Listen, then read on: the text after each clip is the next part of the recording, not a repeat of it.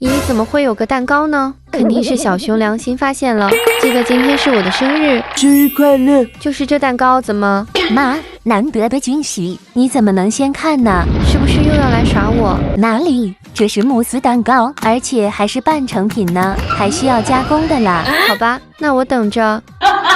嘘，其实是一块挖宝琥珀，既能吹泡泡，还能做模型蜡烛。反正大家都要替我保密啊，不然我真的会噼噼开花了。刮起来确实很丝滑，宝藏好像在这个地方，听说里面还能挖到金币，感觉我又要发财了。哎呀，红红会是什么呢？感觉再不用力戳，我妈可能要奔过来了。没想到旁边还有惊喜啊，就是这首黏黏的翡翠吊坠啊！我的天，好像里面有一张纸条，不会是中奖1000万吧？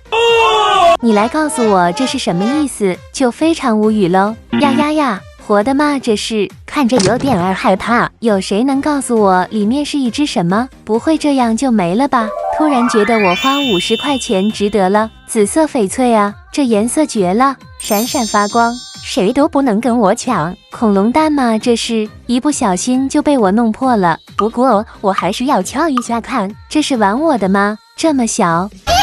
桌面一片混乱，就收获了这么多。都快12点了，我的蛋糕呢？来啦，妈，生日快乐！什么鬼？一堆破石头。